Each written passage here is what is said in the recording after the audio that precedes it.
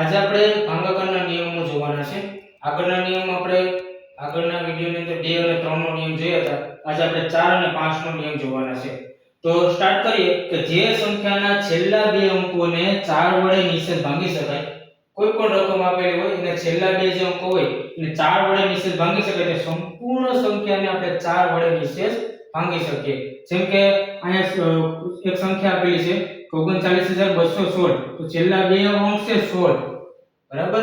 તો 16 જે છે એ 4 વડે આપણે ભાંગી શકીએ, ચોકે ચોકે 16, તો આખી સંપૂર્ણ સંખ્યાને આપણે 4 વડે નિશેષ ભાંગી શકીએ। હવે આગળ આપણે જોઈએ 5મો નિયમ। તો જે સંખ્યાનો એકમનો અંક 0 અથવા 5 હોય, એકમનો અંક અહીંયા જો એક સંખ્યા આપેલી છે 3255, તો આની અંદર 5 આપેલા છે એકમનો અંક, તો જે સંખ્યાનો એકમનો અંક 0 અથવા 5 હોય તો તે સંપૂર્ણ સંખ્યાને આપણે 5 વડે નિશેષ ભાંગી શકીએ।